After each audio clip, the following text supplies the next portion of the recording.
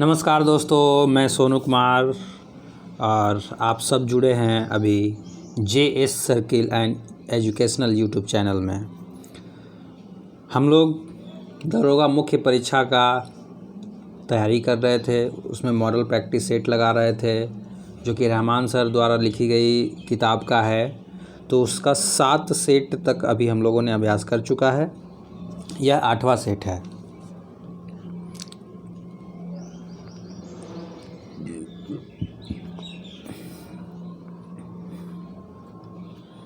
चलिए 8वां सेट है हमारा और 8वां सेट का पहला प्रश्न है,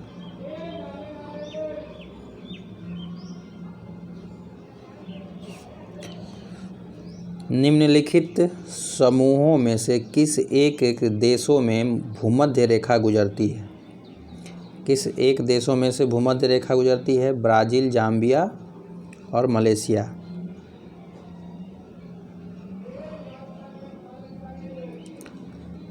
कोलंबिया, सूडान और इंडोनेशिया। कोलंबिया, केन्या और इंडोनेशिया। वेनेजुएला, कैमरून और इंडोनेशिया। सही आंसर बताइए। कोलंबिया, केन्या और इंडोनेशिया से भूमध्य रेखा गुजरती है। कोलंबिया, केन्या और इंडोनेशिया। सॉरी,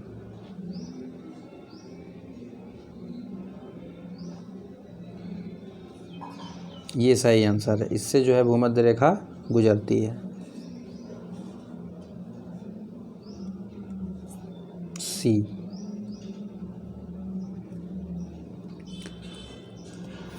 स्थल एवं जल पर विषुवत रेखा इक्वेटर लाइन कुल 13 देशों से होकर गुजरती है। इनका विवरण निम्न प्रकार है। Ecuador, Colombia, Brazil, Gabon, Congo गणराज्य, Uganda, Kenya, Somalia, Maldives, Indonesia, Kiribati, Sao Tome और प्रिंसिप। हमारा अगला प्रश्न है 2 नंबर। लोकसभा के लिए निर्वाचन के बारे में निम्नलिखित में से कौन सा कथन सही नहीं है? निर्वाचन व्यक्ति मताधिकार के आधार पर होता है। निर्वाचनों का संचालन निर्वाचन आयोग करता है। निर्वाचनों के लिए मतदाताओं की सूची को राष्ट्रपति के निर्देशन में तैयार किया जाता है। निर्वाचन आयोग के अनुरोध पर राष्ट्रपति निर्वाचन आयोग को उसके कार्यों के निर्वहन के लिए आवश्यक कर्मचारी वृत्ति उपलब्ध कराते हैं। भारत में मतदाता सूची के निर्माण निर्वाचन आयोग के निर्देशन और नियंत्रण में किया जाता है, जिसकी चर्चा अनुच्छेद 324(1) में किया गया है, अतः विकल्प सी गलत है। अनुच्छेद 326 में लोकसभा और राज्यों की विधान सभाओं के लिए निर्वाचन का वयस्क मताधिकार पर होता है।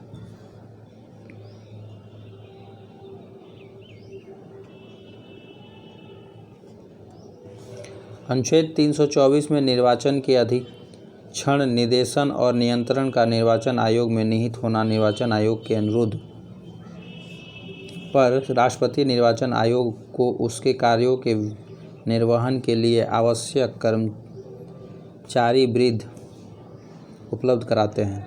हमारा अगला प्रश्न है 3 नंबर। क्षणिकवाद का प्रतिपादन किसने किया? बुद्ध, जैन, चार्वाक, न्याय। सही आंसर बताइए। क्षणिकवाद का सिद्धांत बौद्ध दर्शन से संबंधित है। क्षणिकवाद अनित्यवाद का तार्किक विकास है जो बुद्धोत्तर बौद्ध दर्शन में अस्तित्व में आया।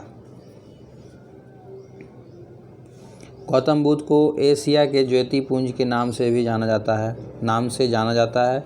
गौतम बुद्ध के उपदेश आचरण की पवित्रता एवं शुद्धता से संबंधित थे। न्याय दर्शन के प्रवर्तक गौतम मुनि थे। चार्वाक दर्शन के प्रवर्तक चार्वाक थे। चार्वाक दर्शन में ऋण कर्ज लेकर घी पीने की बात कही गई है। जैन धर्म के संस्थापक ऋषभदेव को माना गया है, किंतु जैन धर्म के वास्तविक संस्थान महावीर स्वामी को माना गया है, वास्तविक संस्थापक। हमारा अगला प्रश्न है 4 नंबर। चोल शासक का नाम बताइए जिसने श्रीलंका के उत्तरी भाग पर विजय प्राप्त की।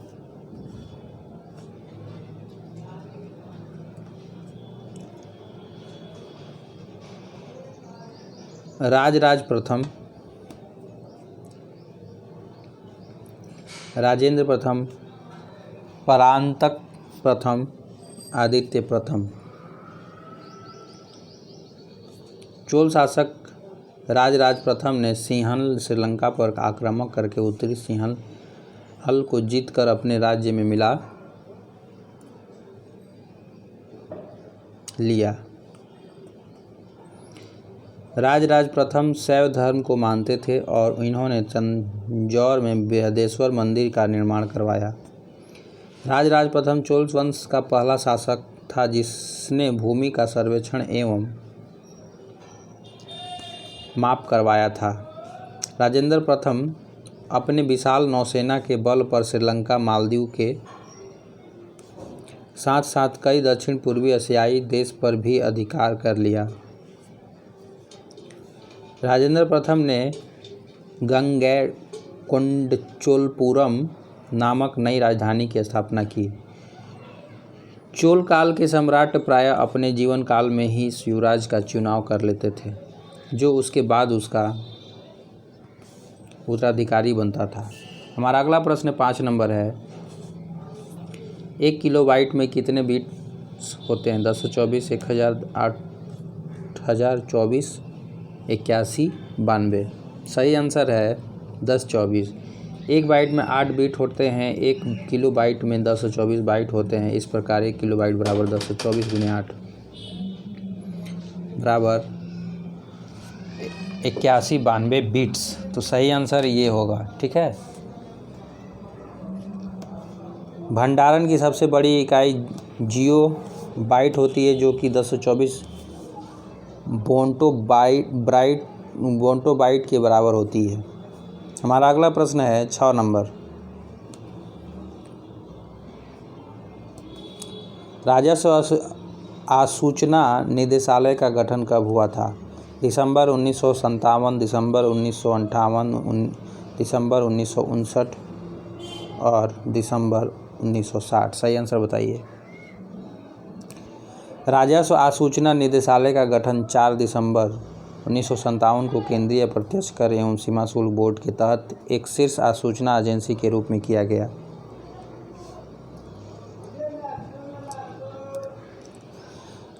छब्बीस दिसंबर 2019 को केंद्रीय वित्त एवं कॉरपोरेट मामलों की मंत्री निर्मला सीतारमण ने राजस्व आसूचना निदेशालय DRI की स्मृति में एक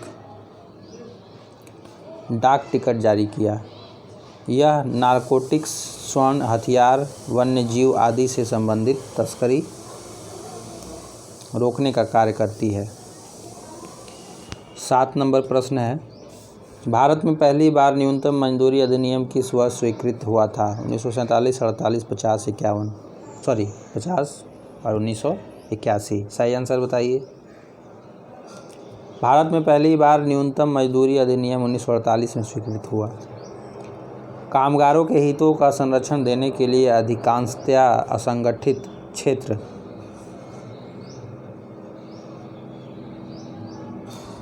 में कुछ विनिर्दिष्ट रोजगारों में न्यूनतम पारिश्रमिक के निर्धारण की व्यवस्था करने के लिए ये अधिनियम लाया गया था।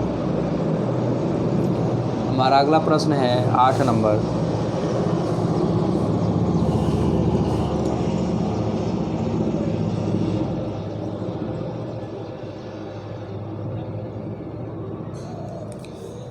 पारितंत्र एवं जैव विविधता का अर्थतंत्र नामक पहल के संदर्भ में निम्नलिखित कथनों में कौन सही है? यह एक पहल है जिसकी मेजबानी UNEP, IMF एवं विश्व आर्थिक मंच करते हैं। यह एक विश्वव्यापी पहल है जो जैव विविधता के आर्थिक लाभों के प्रति ध्यान आकर्षित करने पर केंद्रित है। यह ऐसा उपागम प्रस्तुत करता है जो पारितंत्रों और जैव विविधता के मूल्य की पहचान, निर्देशन और अभिग्रहण में निर्णयकर्ताओं के सहायता कर सकता है। तो किस तरीके से तीनों कथन है, कौन कौन सही है, आप बताइए।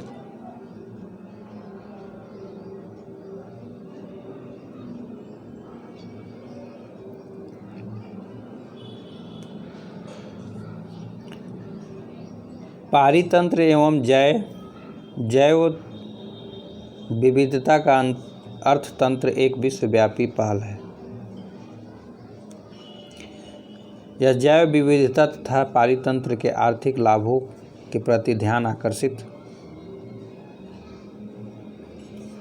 करने पर केंद्रित है। यह निर्णयन प्रक्रिया में निर्णय लेते समय पारितंत्र व जैव विविधता द्वारा प्राप्त लाभों को ध्यान में रखने में सहायता करती है। यह पहल पारितंत्र एवं जैव विविधता के आर्थिक लाभों को प्रस्तुत कर निर्णयकर्ताओं के लिए सभी स्तरों पर दिग्दर्शक की भूमिका निभाती है। हमारा अगला प्रश्न है 9 नंबर। जीएसएम का पूर्ण रूप क्या है? Geographic system of mobility, global system for mobility communications, great system for mobiles, grand system for mobility.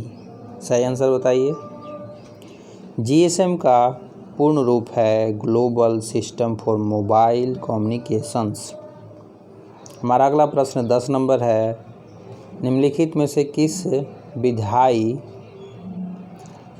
सदन को समाप्त किया जा सकता है? राज्यसभा, विधानसभा, लोकसभा, विधान परिषद। किसे समाप्त किया जा सकता है? चलिए आंसर बताइए। विधान परिषद को समाप्त किया जा सकता है। अनुच्छेद 169 के अनुसार विधान परिषद की स्थापना तथा उन्मूलन का अधिकार संसद को है। विधान परिषद की स्थापना या विघटन संसद तब कर सकती है जब संबंधित राज्य की विधानसभा इस आशय का संकल्प सदन के कुल संख्या के बहुमत एवं उपस्थित तथा मत देने वाले सदस्यों की 2/3 संख्या से पारित कर दे। अनुच्छेद 171 के अनुसार विधान परिषद की सदस्य संख्या उस राज्य की विधानसभा के सदस्यों की कुल संख्या के 1/3 से अधिक नहीं होगी, लेकिन किसी भी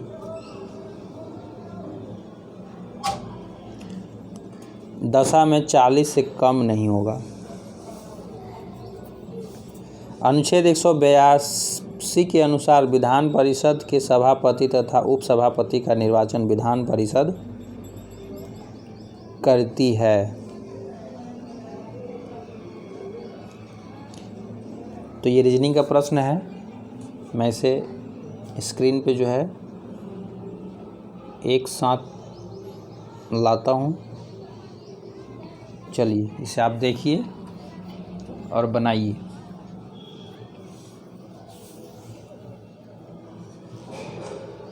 चलिए इसका हिंट है। अब हम आते हैं 12 नंबर प्रश्न में।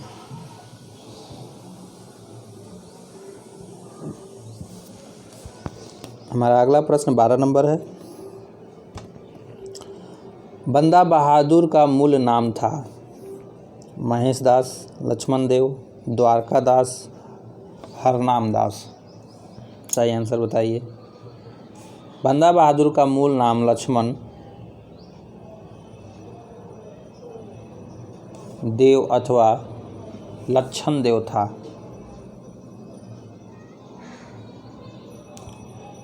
लक्ष्मण देव को यह नाम गुरु गोविंद सिंह ने दिया था। मुगल बादशाह फर्रुख सियार के आदेश पर 1716 ईस्वी में बंदा सिंह को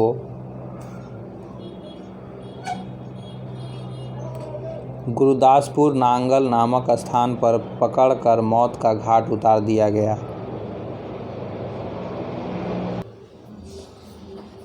हमारा अगला प्रश्न है 13 नंबर। जल 13 नंबर प्रश्न है, जल में आसानी से घुलनशील है carbon, nitrogen, ammonia, iodine. Answer बताइए।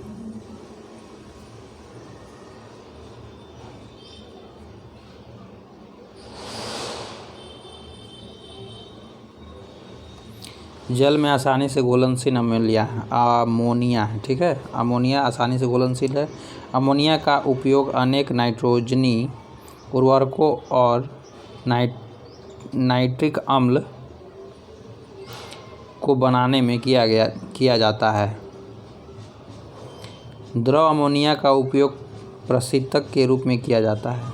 अमोनिया गैस रंगहीन, तीव्र गंधक वाली व स्वाद में क्षारीय है। अमोनिया का उपयोग आंसू गैस बनाने में किया जाता है।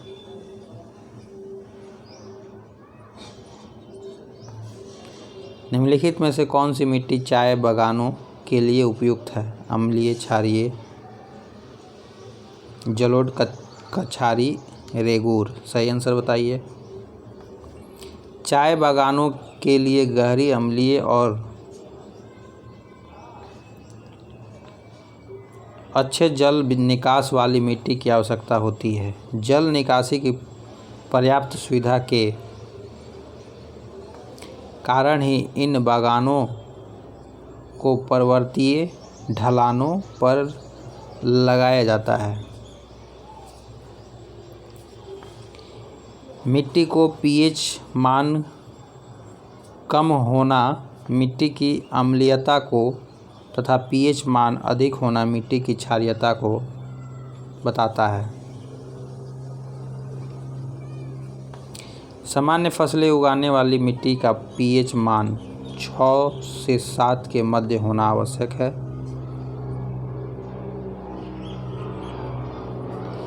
मिट्टी की क्षारीयता को बदलने और उसके खारेपन को हटाने के लिए जिप्सम, कैल्शियम सल्फेट का प्रयोग किया जाता है। 4 से 12 जनवरी 2020 के मध्य नई दिल्ली विश्व पुस्तक मेला 2020 का आयोजन प्रगति मैदान नई दिल्ली में किया गया। इस मेले का मुख्य विषय है गांधी एक जीवन का दर्शन, गांधी राइटर्स राइटर, स्वच्छता एवं जलवायु परिवर्तन, समावेशी एवं सतत पोषणीय विकास। सही आंसर क्या है?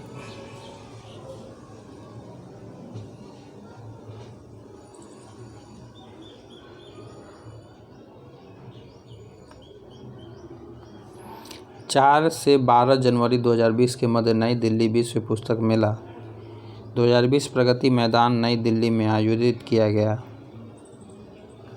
वर्ष 2020 में इस मेले का मुख्य विषय रहा गांधी राइटर्स राइटर।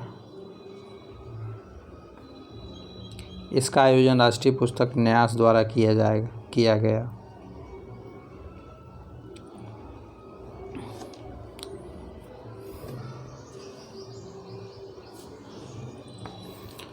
अनवार ए सुहाइली नामक ग्रंथ निम्नलिखित में से किसका अनुवाद है? पंचतंत्र, महाभारत, रामायण, सूरसागर। सही आंसर बताइए। अनवार ए सुहाइली नामक ग्रंथ पंचतंत्र का अनुवाद है। अकबर ने अपने राजकवि फैजी की अध्यक्षता में अनुवाद विभाग की स्थापना की थी। अकबर के शासनकाल में अब्दुल फजल ने संस्कृत ग्रंथ पंचतंत्र का फारसी में अनुवाद कर उसका नाम अनुवाद सुहाइली रखा। अकबर के शासनकाल में हितोपदेश का फारसी भाषा में अनुवाद मुफरी अल कुलूब के नाम से ताजुली माली द्वारा किया गया था। हमारा अगला प्रश्न है 17 नंबर। विश्व वैश्विक ऊर्जा संक्रमण 2019 में भारत का स्थान कौन सा है? 74, 76, 78, 80। सही आंसर बताइए। वैश्विक ऊर्जा संक्रमण 2019 में भारत का स्थान 76वां है। वैश्विक ऊर्जा संक्रमण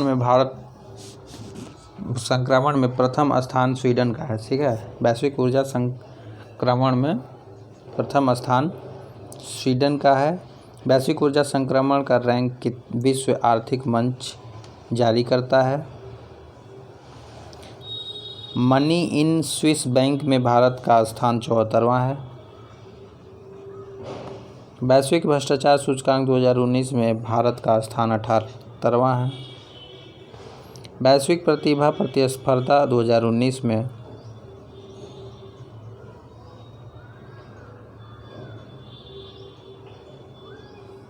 भारत का स्थान 80वां है। निम्नलिखित में से कौन फेबियत आंदोलन का प्रस्तावक था? Annie Besant, A.O. Hume, Michael Madhusudan Dutt, R. पामदत्त।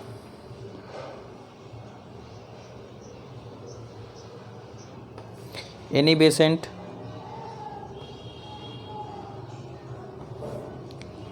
1847-1933 Fabian आंदोलन की प्रस्तावक थी। अप्रैल 1916 को तिलक ने एवं सितंबर 1916 को एनी बेसेंट ने अपनी अपनी होम रूल लीग की स्थापना की।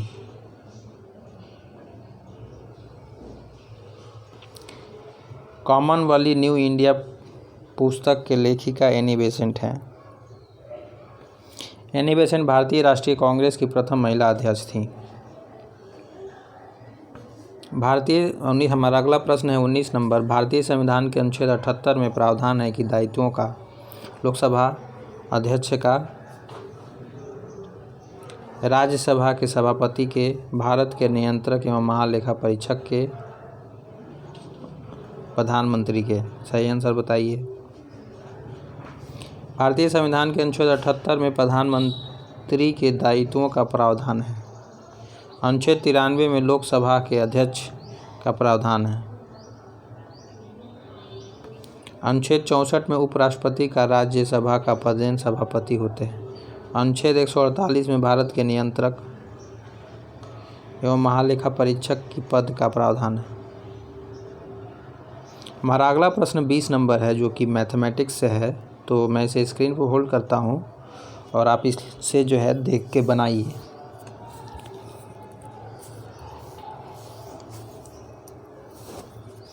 चलिए, इसका हिंट की ज़रूरत अगर पड़ती है तो मैं दिखा देता हूँ, अगर नहीं पड़ती है तो अच्छी बात है। चलिए, हमारा अगला प्रश्न है 21 नंबर।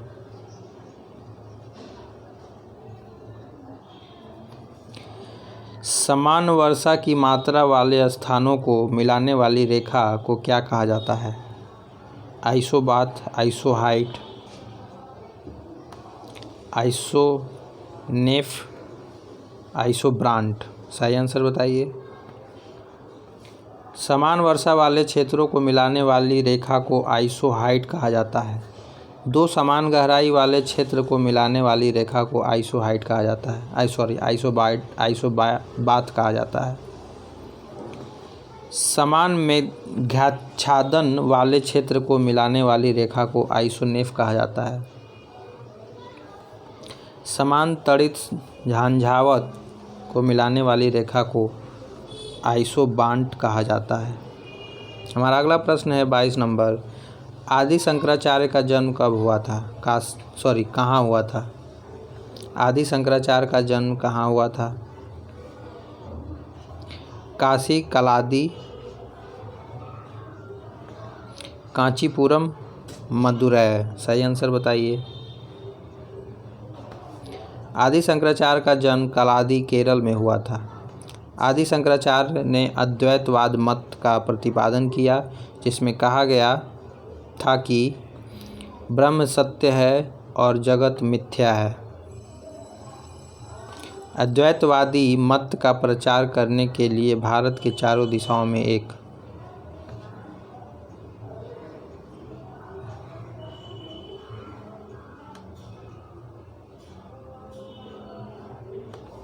मठ की स्थापना किए थे। पूर्व में उड़ीसा के जगन्नाथपुरी में गोवर्धन पीठ, पश्चिम में गुजरात के द्वारिका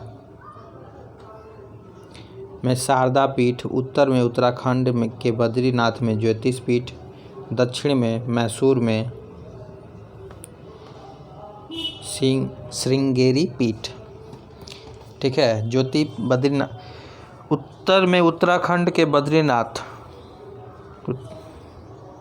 में ज्योतिष पीठ, दक्षिण के मैसूर में श्रृंगेरी पीठ। ठीक है, हमारा अगला प्रश्न जो है वो 23 नंबर जो है वो रीजनिंग का है। तो मैं इसे स्क्रीन पर होल्ड करता हूँ, आप इसे बनाइए। चलिए इसका हिंट देख लीजिए। हमारा अगला प्रश्न है 24 नंबर, वो भी मैथ का है। ये रहा इसका हिंट।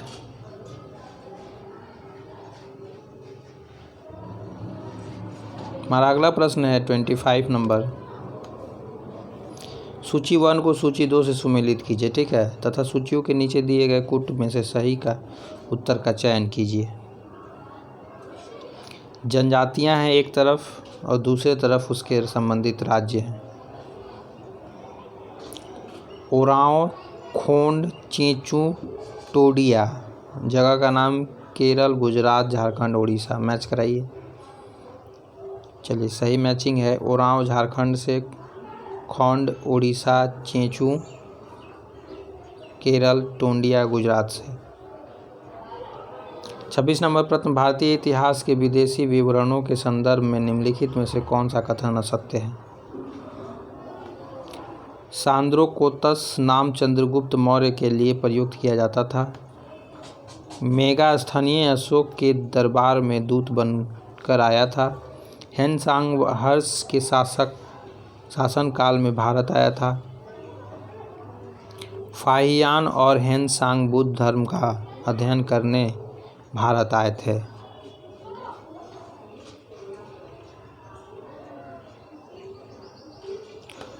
मेगास्थनीज सेल्यूकस निकेटर का राजदूत था। वह चंद्रगुप्त मौर्य के दरबार में 14 वर्ष तक रहा, अतः कथन भी असत्य है। मेगास्थनीज द्वारा रचित इंडिका में मौर्य युगीन समाज एवं संस्कृति का विवरण मिलता है। यूनानी विवरण के चंद्रगुप्त मौर्य और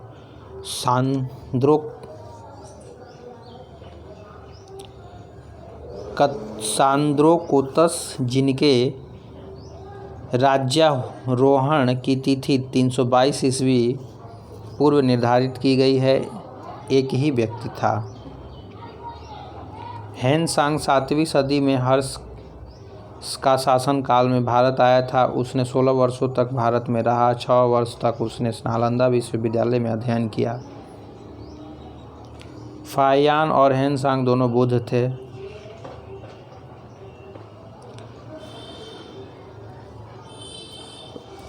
और बुद्ध तीर्थों का दर्शन करने तथा बौद्ध धर्म का अध्ययन करने भारत आए थे। चीनी यात्री फाहियान चंद्रगुप्त द्वितीय के शासनकाल में भारत आया था। हमारा अगला प्रश्न है 27 नंबर।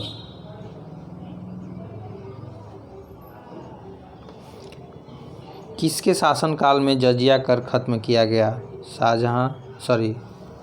जहांदार शाह, औरंगजेब, बहादुर शाह, फारुखसियर। जहांदार शाह 1712 ईस्वी में गद्दी पर बैठा, उसके शासनकाल में जजिया कर समाप्त कर दिया गया। सिंध विजय के अवसर पर मोहम्मद बिन कासिम ने भारत पर जजिया कर को लागू किया। जजिया कर गैर मुसलमान हिंदू से लिया जाने वाला एक सुरक्षात्मक कर था।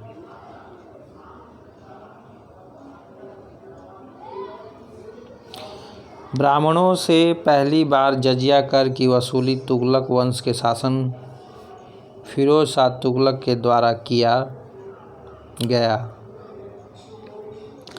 मुग़ल बादशाह अकबर ने 1564 ईस्वी में जजिया कर को समाप्त कर दिया। मुग़ल बादशाह औरंगजेब ने 1779 ईस्वी में पुनः जजिया कर को लागू कर दिया। 1679 ईस्वी में मुग़ल बादशाह औरंगजेब ने। हमारा 28 नंबर प्रश्न है, निम्नलिखित कथनों में से कौन सा सही है। ठीक है, पहला कथन दिया हुआ है, अंगोरा ऊन को अंगोरा नस्ल की बकरियों से प्राप्त किया जाता है। अंगोरा नस्ल की बकरियां कश्मीर की पहाड़ी क्षेत्रों में पाई जाती हैं। पश्मीना शॉल अंगोरा नस्ल की बकरियां की त्वचा पर उपस्थित मुलायम बालों फर से बनाई जाती है। तो कथन जो है सही है, कौन सा, इसका उत्तर बताना है आपको। कथन 3 गलत है, क्योंकि कश्मीर में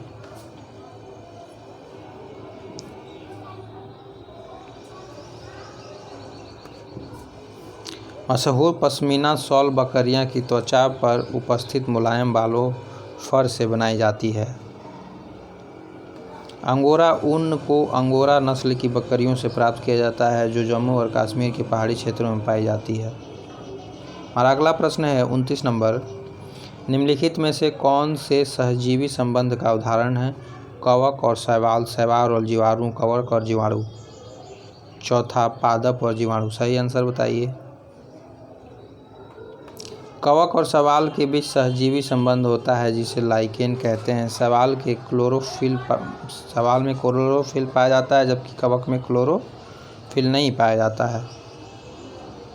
कवक शैवाल को रहने का स्थान, आवास, जल एवं पोषक तत्व उपलब्ध कराता है तथा बदले में शैवाल प्रकाश संश्लेषण द्वारा संश्लेषित खाद्य कवक को देता है। पादप और राइजोबियम जीवाणु भी सहजीवी संबंध का उदाहरण है। निम्नलिखित में से कौन संविधान के अनुच्छेद 21 के दायरे में नहीं आता है।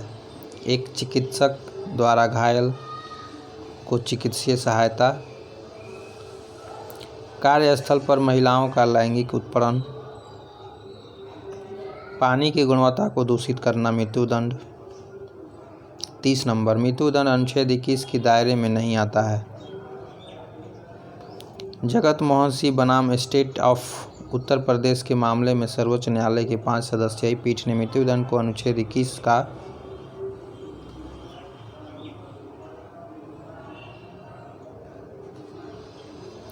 उल्लंघनकारी मानने से इनकार कर दिया था। निम्नलिखित में से कौन सा जोड़ा सही है। इंद्रावती झारखंड, भीमा कर्नाटक, लूनी महाराष्ट्र या घाट प्रथा केरल। किसका जोड़ी सही है, सही आंसर बताइए। भीमा नदी दक्षिण भारत की प्रमुख नदी है। यह नदी दक्षिण भारत में महाराष्ट्र, कर्नाटक एवं तेलंगाना राज्यों में प्रवाहित होती है। लूनी नदी राजस्थान में अजमेर के दक्षिण पश्चिम में अरावली श्रेणी से निकलती है। 320 किलोमीटर प्रवाहित होने के पश्चात यह कच्छ रण के दलदली क्षेत्र में विलुप्त हो जाती है। इंद्रावती नदी प्रमुख रूप से छत्तीसगढ़ के दंतेवाड़ा एवं बस्तर जिले में प्रवाहित होती है। घाट प्रथा नदी महाराष्ट्र राज्यों में प्रवाहित होती है। हमारा अगला प्रश्न है 32 नंबर, निम्नलिखित ब्रिटिश कंपनियों में से किसे भारत में व्यापार करने का पहला अधिकार प्राप्त हुआ था। Ostend company, East India company, the English company trading to East Indies, Levant company. सही आंसर है, लिवेंट कंपनी को 1593 ईस्वी में स्थल मार्ग से भारत में व्यापार करने के अधिकार प्राप्त हुआ था। 31 दिसंबर 1600 को महारानी एलिजाबेथ प्रथम ने the governor and company of merchant of London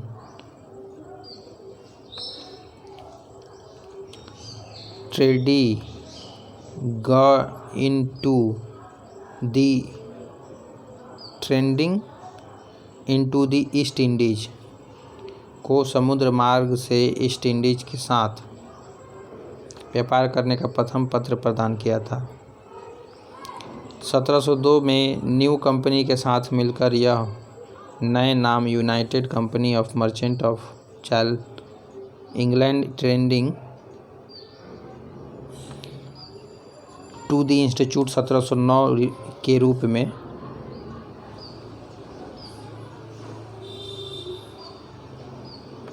अपने व्यापार को बढ़ाया, जो सामान्यतः ईस्ट इंडिया कंपनी के नाम से प्रसिद्ध हुई।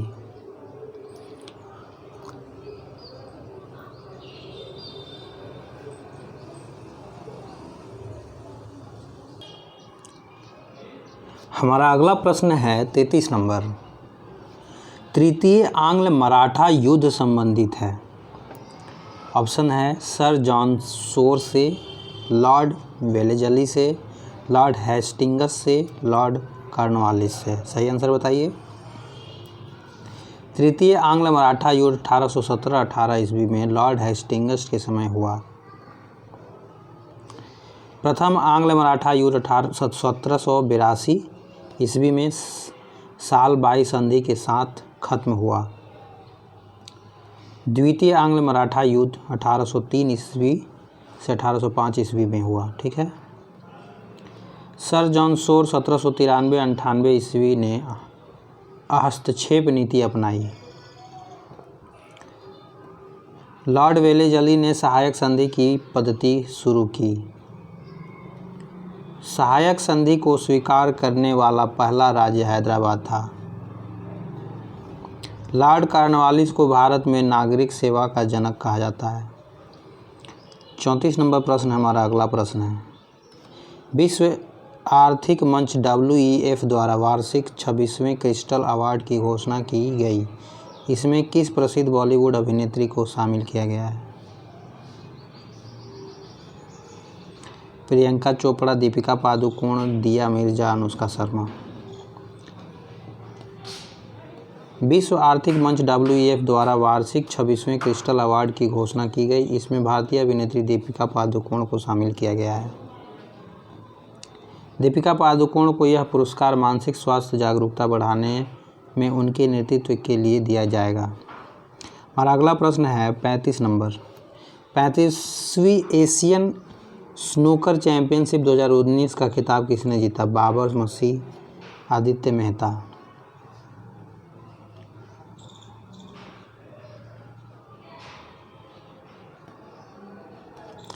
सियावोस मोजायानी, पंकज आडवाणी। 35 नंबर का आंसर है 35वीं Asian snooker championship 2019 Doha Qatar में संपन्न हुई। विजेता पंकज आडवाणी भारत से, उपविजेता थानावत थेरापोंग पाईबून थाईलैंड से। हमारा अगला प्रश्न है 36 नंबर, जो कि मैथमेटिक्स का प्रश्न है। तो आप इसे बनाइए। चलिए, ये इसका हिंट है।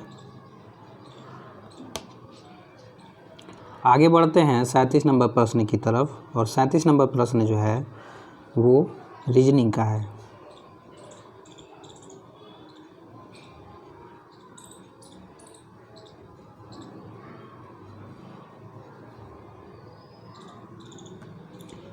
तो आप स्क्रीन पे देखिए, 37 नंबर है।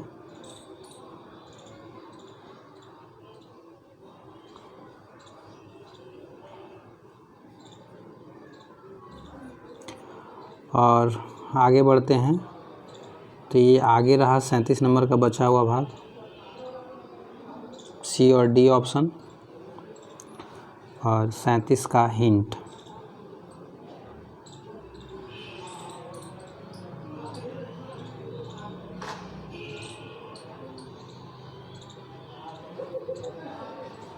चलिए हम आगे प्रश्न की तरफ बढ़ते हैं।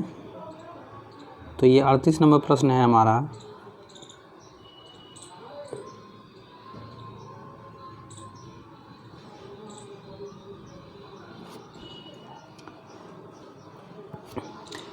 38 नंबर प्रश्न, मानव नेत्र के संबंध में नीचे दिए गए कथनों पर विचार कीजिए। कथन 1, मानव नेत्र में प्रकाश कॉर्निया से होकर प्रवेश करता है। पुतली नेत्र में प्रवेश करने वाले प्रकाश की मात्रा को नियंत्रित करती है। पुतली नेत्र में प्रवेश करने वाले प्रकाश की मात्रा को नियंत्रित करता है। ये दूसरा कथन। तीसरा कथन है, रेटिना पर किसी वस्तु का प्रतिबिंब उल्टा वास्तविक बनता है। उपरोक्त में से कौन सा कथन सही है? तो आप बताइए कि कौन सा कथन जो है सही है। 38 नंबर में आइए, सभी कथन सत्य हैं। मनुष्य का आँख में उत्तल लेंस रहता है। आँख का बाहरी भाग कॉर्निया कहा जाता है और नेत्रदान के समय कॉर्निया को ही दान किया जाता है।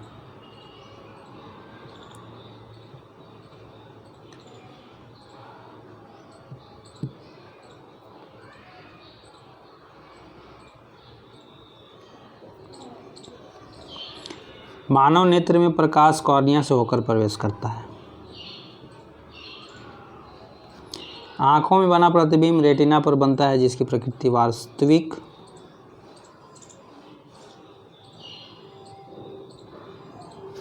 एवं उल्टा है, जिसे प्रकाश तंतु के द्वारा मस्तिष्क में भेजा जाता है और वहाँ पर इसे सीधा करके देखता है। हमारे आँख में जाने वाला प्रकाश की मात्रा को आइरिस द्वारा नियंत्रित किया जाता है। अधिक प्रकाश में यह सिकुड़ जाता है, जबकि कम प्रकाश में फैल जाता है। हमारा अगला प्रश्न रीजनिंग का प्रश्न है 39 नंबर। तो आप इसे स्क्रीन पे देखें और इसे बनाने का प्रयास करें। चलिए, 39 का ये हिंट है, थोड़ा गौर से देखना होगा। चलिए, 40 नंबर प्रश्न मैथ का है।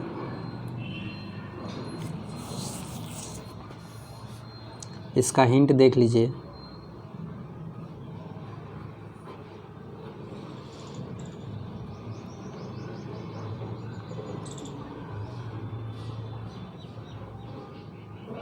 बचा हुआ भाग ये है। 41 नंबर प्रश्न रीजनिंग का है।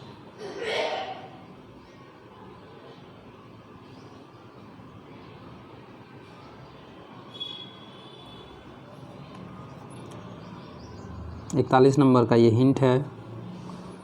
42 नंबर प्रश्न हम लोग देखते हैं अब। 1990 में मानव सूचकांक निम्नलिखित में से किसके द्वारा तैयार किया गया? Alan C Sample, professor Amartya Sen, Rentzel, doctor Mahbub ul हक। आंसर बताइए।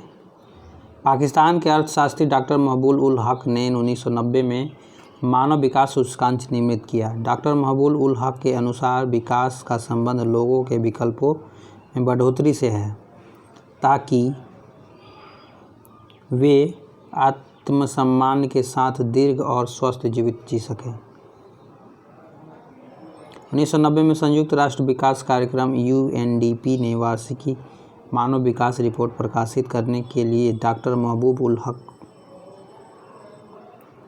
की मानव विकास की संकल्पना का प्रयोग किया। 43 नंबर है हमारा। जीवन रक्षक अथवा बचाव सिंचाई इंगित करती है। लगातार पानी का बहाव, क्रांतिक संवर्धी अवस्था पर सिंचाई।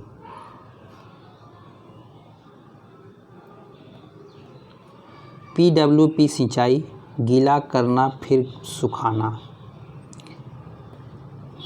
PWP permanent wilting power. PWP सिंचाई जीवन रक्षक अथवा बचाव सिंचाई को इंगित करता है। परमानेंट विल्टिंग पॉइंट जमीन के अंदर पानी की उस मात्रा को इंगित करता है जिसे पौधे अपने उपयोग के लिए प्राप्त नहीं कर पाते। इस अवस्था में मुरझाने लगते हैं। ऐसी स्थिति में सिंचाई अति आवश्यक होती है। भारत में सर्वाधिक सिंचाई विस्तार प्रतिशत वाला राज्य पंजाब है। दक्षिण भारत में सिंचाई व्यवस्था का अग्रदूत सर आर्थर कॉटन को माना जाता है। और अगला प्रश्न है 44 नंबर। गुजरात का शासक बहादुर शाह किसके साथ हुए संघर्ष में मारा गया?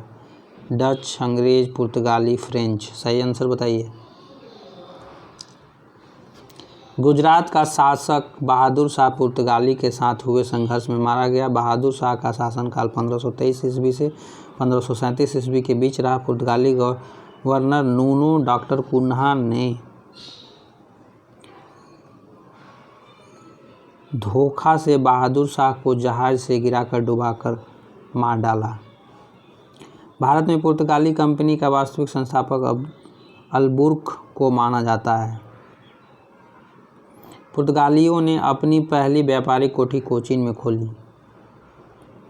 भारत में पुर्तगालियों का सबसे प्रमुख केंद्र गोवा रहा, जिस पर स्वतंत्रता प्राप्ति के पश्चात भी पुर्तगाली कंपनियों का अधिकार रहा। अंततः 1961 ईस्वी में इसे भारत के हवाले कर दिया गया। भारत में जहाज निर्माण को प्रारंभ पुर्तगाली कंपनी के द्वारा किया गया।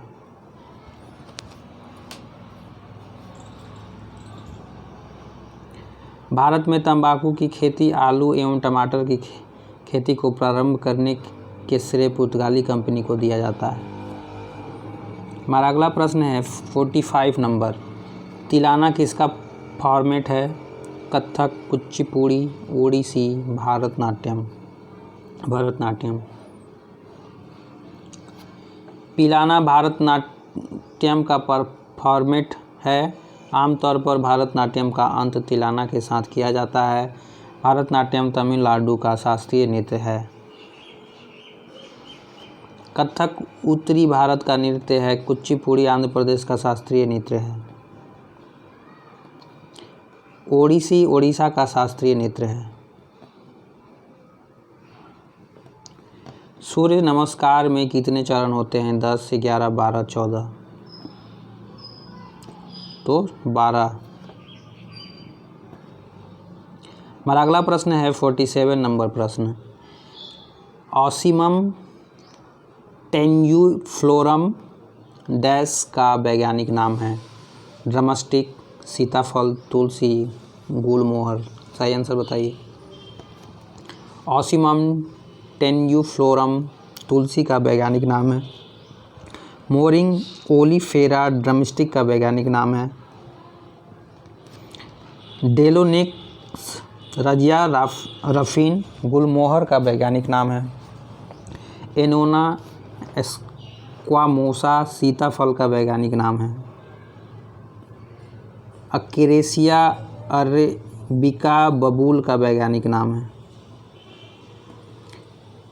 टेमेरिंडस इंडिका इमली का वैज्ञानिक नाम है।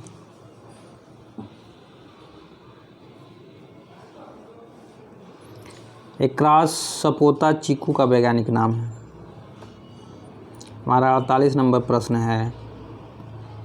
बजट घाटे से तात्पर्य है? राजस्व प्राप्तियों के ऊपर कुल खर्च जिसमें ऋण भी शामिल है। राजस्व प्राप्तियों और राजस्व खर्च का अंतर।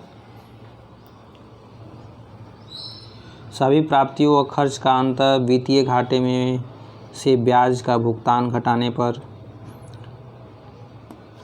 बजट घाटे से तात्पर्य है वित्तीय घाटे में से ब्याज भुगतान घटाने पर। भारत में बजट घटाने की पूर्ति के लिए अपनाई जाने वाली तदर्थ ट्रेजरी बिल प्रणाली को 31 मार्च 1997 को समाप्त कर दिया गया। सरकार के कर राजस्व से अधिक व्यय करने पर उसके बजट में आय घाटा बजट घाटा कहलाता है, जिसकी पूर्ति उधार द्वारा की जाती है। बजट किसी संस्था या सरकार के एक वर्ष के अनुपाती व्यय का लेखा जोखा बजट कहलाता है। हमारा 49 नंबर प्रश्न है।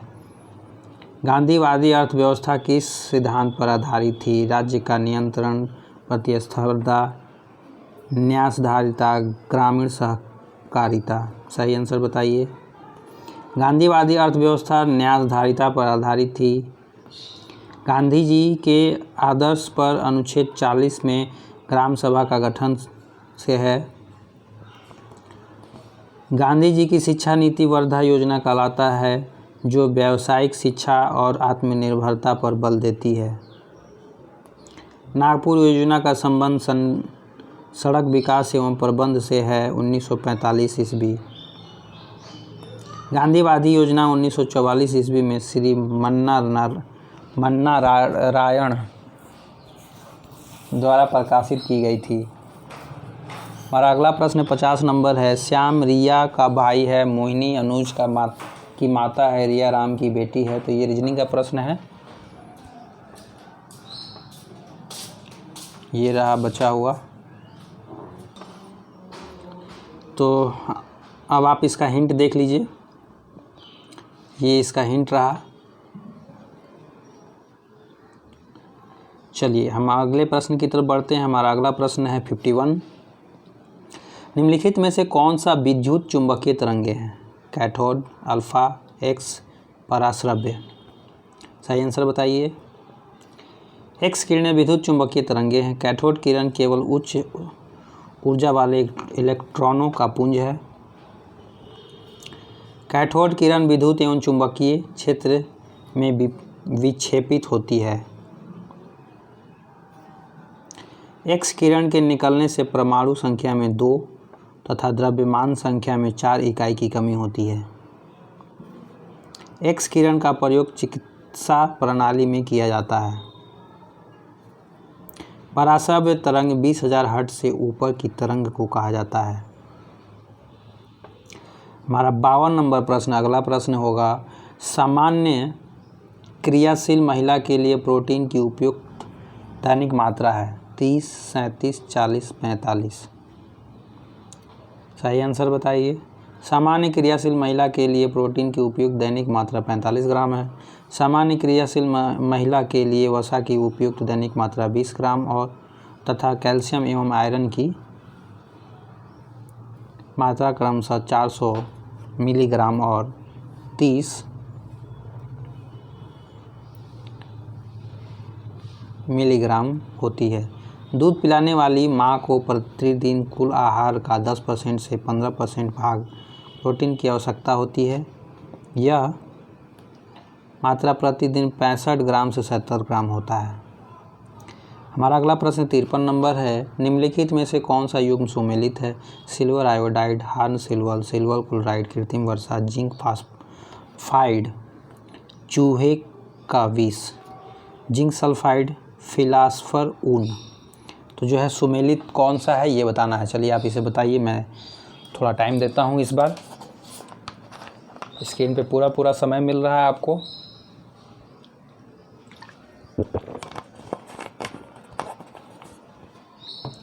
चलिए अब इसका आंसर देखते हैं। सही सुमेलित इस प्रकार है। हार्न सिल्वर, सिल्वर क्लोराइड, कृत्रिम वर्षा, सिल्वर आयोडाइड, चूहे का विष, जिंक फास्फाइड, फिलास्फर ऊन, जिंक ऑक्साइड। और अगला प्रश्न है 54 नंबर। निम्नलिखित में से भारतीय राष्ट्रीय कांग्रेस के किस अधिवेशन में बाल गंगाधर तिलक ने अभिव्यक्त किया था, स्वराज्य मेरा जन्मसिद्ध अधिकार है, मैं उसे लेकर रहूँगा? चलिए आंसर तो याद होगा। चलिए भाई ऑप्शन बता देते हैं, आप तो बता दीजिएगा। बनारस अधिवेशन 1905, कलकत्ता अधिवेशन 1906, सूरत अधिवेशन 1907, लखनऊ अधिवेशन 1916। चलिए आंसर देखिए। भारतीय राष्ट्रीय कांग्रेस के लखनऊ अधिवेशन 1916 में बाल गंगाधर तिलक ने कहा था, स्वराज मेरा जन्मसिद्ध अधिकार है और मैं उसे लेकर रहूँगा। लखनऊ अधिवेशन 1916 की अध्यक्षता अंबिका चरण मजूमदार ने की। इस अधिवेशन में उग्रवादियों की पुनः वापसी हुई तथा तिलक एवं एनी बेसेंट के प्रयासों से कांग्रेस तथा मुस्लिम लीग के बीच समझौता हुआ। यह समझौता लखनऊ समझौता कहा गया। 1905 ईस्वी में कांग्रेस का अधिवेशन बनारस में हुआ, जिसकी अध्यक्षता गोपाल कृष्ण गोखले के द्वारा किया गया। इसी वर्ष इन्होंने बनारस में भारत सेवक समाज की स्थापना किया। 1906 ईस्वी के कलकत्ता अधिवेशन की अध्यक्षता दादा भाई नौरोजी ने किया। 1907 ईस्वी में कांग्रेस अधिवेशन गुजरात में हुआ, जिसकी अध्यक्षता राम बिहारी बोस के द्वारा किया गया, जो नरम दल से संबंधित थे। हमारा अगला प्रश्न है 57। चलिए आप इसे स्क्रीन पे देखिए और इसका आंसर बताइए।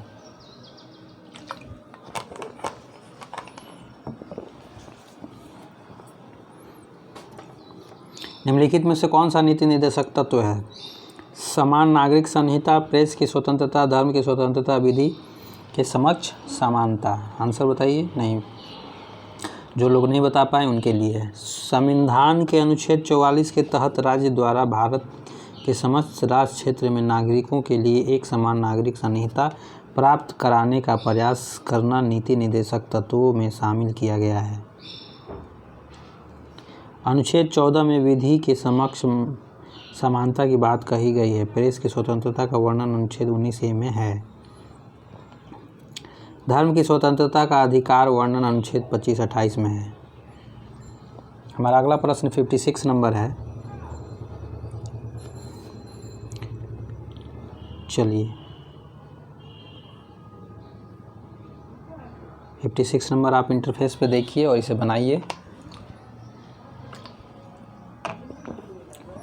इसका हिंट दिखा देते हैं। ये ट्रायंगल शेप फिगर है, ठीक है। ये 4 है, ये 5 है, ठीक है। ये B है, ये C है, ये A है। अब देख लीजिए, इसको आसानी से देख लीजिए। चलिए उसके बाद का स्टेप ये है।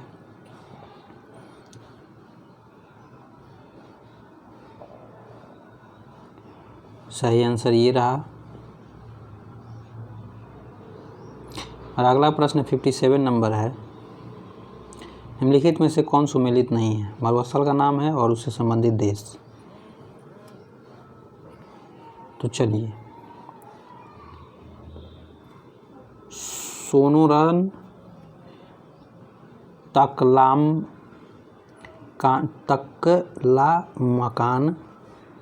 काराकोरम, गिब्सन। देश का नाम हो गया संयुक्त राज्य अमेरिका, चीन, तुर्कमेनिस्तान, ब्राज़ील। तो कौन कौन मरुस्थल कहाँ कहाँ हैं आप मिला लिए होंगे। चलिए जो लोग नहीं मिलाए हैं उनके लिए है। गिब्सन रेगिस्तान पश्चिमी ऑस्ट्रेलिया के विशाल रेगिस्तान के मध्य में स्थित है, ठीक है, ऑस्ट्रेलिया। तो ये लगता है आंसर है कि ये जो है सुमेलित नहीं है, ठीक है। गिब्सन जो है ब्राज़ील दिया है, यानी कि ये गलत है। ठीक, कहाँ है? रेगिस्तान पश्चिमी ऑस्ट्रेलिया के विशाल रेगिस्तान में, रेगिस्तान के मध्य में स्थित है ये मरुस्थल, गिब्सन मरुस्थल। मध्य मेक्सिको के पर्वतीय वनों के उत्तर में स्थित सोनोरन रेगिस्तान का अधिकांश भाग संयुक्त राज्य अमेरिका के एरिज़ोना क्षेत्र में स्थित है, ठीक है। तकलामकान रेगिस्तान पश्चिमी चीन के जिनजियांग प्रांत में स्थित है। तुर्कमेनिस्तान में निस्थित काराकोरम रेगिस्तान कैस्पियन सागर के पश्चिमी किनारे के पूर्व अम्मू दरिया नदी के पश्चिम तक फैला हुआ है। संसार का सबसे बड़ा मरुस्थल सहारा है। हमारा 58 नंबर प्रश्न अगला प्रश्न है। कौन सा दशक में भारत का जनसंख्या वृद्धि दर सबसे अधिक रहा? 2001, 2011, 1991, 2001, 1981, 1991, 1971, 1981। किसमें जनसंख्या वृद्धि दर जो है सबसे अधिक रहा? चलिए बताइए। तो 2011 तक 1.2 बिलियन की अनुमानित आबादी के साथ भारत चीन के बाद दुनिया का दूसरा सबसे अधिक आबादी वाला देश है, ठीक है। भारत दुनिया के 2.4% भूमि पर काबिज है और दुनिया की 17.5% आबादी का घर है। 1971-81 के दशक में भारत का जनसंख्या वृद्धि दर सबसे अधिक रहा। 2001, 2011, 1991, 2001, 1981, 1991, 1971, 1981 जनसंख्या वृद्धि दर इस तरीके से टेबल है। तो सबसे ज़्यादा 1971-81,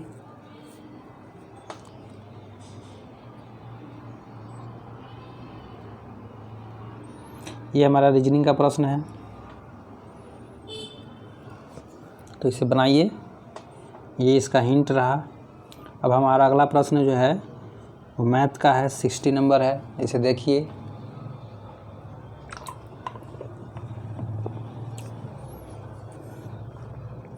इसका हिंट है, 61 नंबर प्रश्न हमारा है, निम्नलिखित कथनों पर विचार कीजिए। कांच पर उत्कीर्णन किया या खरोंचा जा सकता है। कांच पर उत्कीर्णन या खरोंचा जा सकता है किसके माध्यम से? हीरा से, हाइड्रोफ्लोरिक अम्ल से, एक्वा रेजिया से। ठीक है, सही आंसर क्या है? एक्वा रेजिया से अम्लराज। ठीक है, सांद्र सल्फ्यूरिक अम्ल से। तो सही आंसर क्या है बताइए? कांच का उपयोग कांच को काटने तथा उस पर उत्कीर्णन करने या खरोंचने में होता है। हाइड्रोफ्लोरो अम्ल HF का प्रयोग भी कांच पर उत्कीर्णन करने एवं खरोंचने में होता है। कांच हाइड्रोफ्लोरिक अम्ल HF में घुलनशील सिलिकेट बनाता है। यही कारण है कि HF का भंडारण कांच के बर्तनों में नहीं किया जाता है। अम्लराज एक्वा रेजिया सांद्र नाइट्रिक अम्ल और हाइड्रोक्लोरिक अम्ल का ताज़ा मिश्रण ही अम्लराज है। इन्हें प्रायः 1:3 को मिश्रित किया जाता है। अम्लराज या एक्वा-रेजिया नाम इसलिए दिया गया क्योंकि यह स्वर्ण और प्लैटिनम आदि नोबेल धातुओं को भी गला देता है। हमारा अगला प्रश्न 62 नंबर है। नीचे दी गई ऐतिहासिक घटनाओं को कालानुक्रम के अनुसार व्यवस्थित करने तथा किए गए कूट का प्रयोग करके सही उत्तर चुनें। ठीक है, तो ऐतिहासिक घटनाक्रम के अनुसार जो है सजाना है। 4 वो है घटना है। भारत छोड़ो आंदोलन, क्रिप्स मिशन, नौसेना विद्रोह, लाल किला मुकदमा। तो जो है इसको जो है कालानुक्रम यानी कि समय के अनुसार जो है इसको सजाना है। तो समय के अनुसार इस तरीके से रहा। क्रिप्स मिशन पहले मार्च 1942, भारत छोड़ो आंदोलन अगस्त 1942, लाल किला मुकदमा नवंबर 1945, नौसेना विद्रोह फरवरी 1946। तो सही कालानुक्रम ये है। अब भारत का प्रथम विमान वाहक पोत है INS चक्र, INS कावेरी, INS विक्रांत, इनमें से कोई नहीं। सही आंसर बताइए, करंट अफेयर्स का क्वेश्चन है।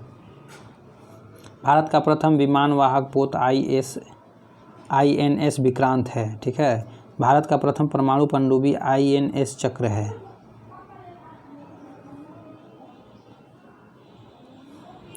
भारत का प्रथम पनडुब्बी INS कावेरी है। हमारा अगला प्रश्न 64 नंबर। सावाक किस देश की प्रमुख गुप्तचर संस्था है? Japan, Iraq, Iran, Israel. Answer है सावाक ईरान की प्रमुख गुप्तचर संस्था है। अल मुखबरात इराक की प्रमुख गुप्तचर संस्था है। नाइचो जापान की गुप्तचर संस्था है। मोसाद इजराइल की गुप्तचर संस्था है। मुखबरात मिस्र की गुप्तचर संस्था है। नीचे दी गई आकृति को अंतर्निहित है। तो ये फिगर वाला ये जो फिगर है इस तरह से, ये किस इन फिगरों में जो है अंतर्निहित है, तो इसे आपको बताना है। तो ये तो सीधा सीधा से दिख रहा है कि इसमें अंतर्निहित है। अब ये जो है हमारा अगला प्रश्न है 66 नंबर प्रश्न। नीचे दिए गए पदार्थों का उनके घनत्व के आरोही क्रमानुसार सही अनुक्रम कौन सा है? इस्पात, पारा, सोना। सोना, पारा, इस्पात। इस्पात, सोना, पारा। सोना, इस्पात, पारा। 66 नंबर प्रश्न है इस तरीके से। इसे गौर से देखिए, स्क्रीन पे हल्का कम दिखाई दे रहा है, लेकिन ध्यान से देखिए। इस प्रकार विकल्प में दिए गए पदार्थों के घनत्व आरोही क्रम में, तो ये डाटा केवल देख करके बता देना है। 66 नंबर प्रश्न, अच्छा ये है, ठीक है। तो क्रमानुपात, तो इसका सही आंसर डाटा आप यहाँ पे प्रोवाइड किया गया है, ठीक है। और उसके अनुसार फिर आप सजाया उत्तर ये है, सोना, पारा, इस्पात। 67 नंबर प्रश्न है, क्रम सजाना है। 42वें संविधान संशोधन अधिनियम द्वारा भारतीय संविधान की प्रस्तावना में अधिनियम में से कौन से नए शब्द जोड़े गए? अच्छा, कौन से नए शब्द जोड़े गए? समाजवादी, पंथ निरपेक्ष, अखंडता, लोकतंत्रात्मक, प्रभुत्व संपन्न। तो दिया हुआ आंसर 42वें संविधान संशोधन अधिनियम 1976 द्वारा भारतीय संविधान की उद्देशिका में संशोधन करके 3 नए शब्द समाजवादी, पंथ निरपेक्ष और अखंडता को जोड़ा गया। 42वें संवैधानिक संशोधन अधिनियम द्वारा निम्नलिखित प्रावधान को जोड़ा गया था। इस संशोधन के द्वारा हमारे संविधान में एक नया भाग 4 क जोड़ा गया, जिसके अंतर्गत अनुच्छेद 51 क को रखा गया है। इस संशोधन के द्वारा लोकसभा के कार्यकाल को 5 वर्ष से बढ़ाकर 6 वर्ष कर दिया गया है। इस संशोधन के द्वारा राज्य सूची से 5 विषय, 1 शिक्षा, 2 न्याय प्रशासन, 3 माप तौल, 4 वन एवं वन्य जीव अभयारण्य, 5वां जनसंख्या नियंत्रण को समवर्ती सूची में डाल दिया गया। इस संशोधन के द्वारा भाग 4 के अंतर्गत अनुच्छेद 39 क को जोड़ा गया, जिसमें सामान्य न्याय एवं निःशुल्क कानूनी सुविधा उपलब्ध कराने की बात कहा गया। निम्नलिखित में से कौन सी संस्था विज्ञान और प्रौद्योगिकी से संबंधित नहीं है? DST, CSIR, ICCSR, DAE।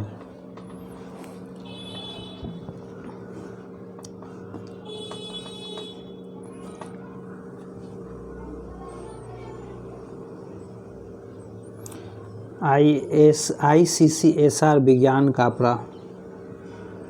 विज्ञान और प्रौद्योगिकी से संबंधित नहीं है। DST विज्ञान और प्रौद्योगिकी विभाग भारत सरकार। CSIR वैज्ञानिक तथा औद्योगिक अनुसंधान परिषद। ICSSR भारतीय सामाजिक विज्ञान अनुसंधान परिषद।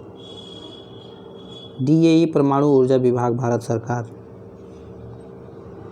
आप हमारा 69 नंबर प्रश्न अगला प्रश्न है, जो कि मैथ गणित का है, तो आप इसे बनाइए। इसका हिंट है, माध्य निकालना है।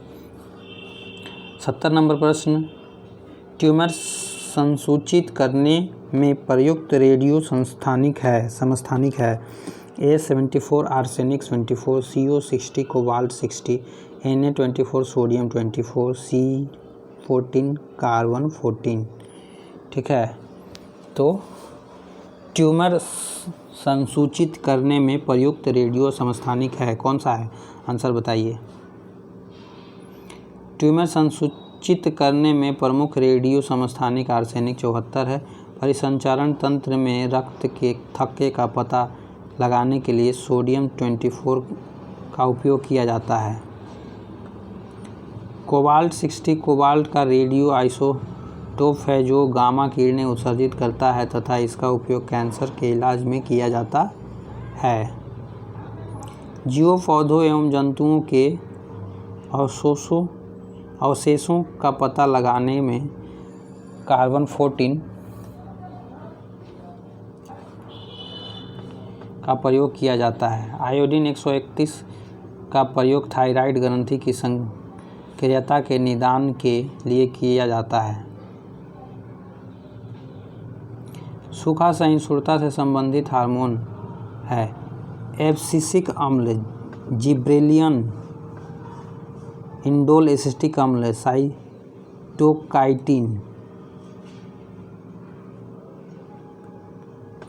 सूखे के प्रति सहनशील पौधे सूखे की परिस्थितियों में एब्सिसिक अम्ल नामक पादप हार्मोन का संश्लेषण करते हैं, जिससे उन्हें जल को संरक्षित करने में मदद मिलती है।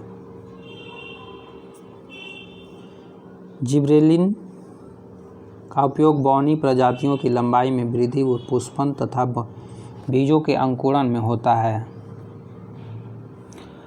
साइटोकाइनिन का प्रमुख कार्य कोशिका विभाजन है। यह पदार्थ जीर्णता को रोकता है तथा क्लोरोफिल को काफ़ी समय तक नष्ट होने से बचाता है। 72 नंबर प्रश्न हमारा अगला प्रश्न है, विश्व मृदा दिवस कब मनाया जाता है? 1 दिसंबर, 4 दिसंबर, 30 नवंबर, 5 दिसंबर। सही आंसर बताइए। 5 दिसंबर को विश्व मृदा दिवस मनाया जाता है। 2019 का मुख्य विषय थीम मृदा क्षरण को रोके हमारा भविष्य बचाए। उद्देश्य मृदा स्वास्थ्य तथा जीवन में मृदा के योगदान के प्रति लोगों की जागरूकता बढ़ाना। 20 दिसंबर 2013 को संयुक्त राष्ट्र महासभा ने एक संकल्प द्वारा 5 दिसंबर को प्रतिवर्ष पर्यावरण दिवस के रूप में मनाने की घोषणा की थी। 1 दिसंबर को विश्व एड्स दिवस मनाया जाता है। 4 दिसंबर को नौसेना दिवस मनाया जाता है।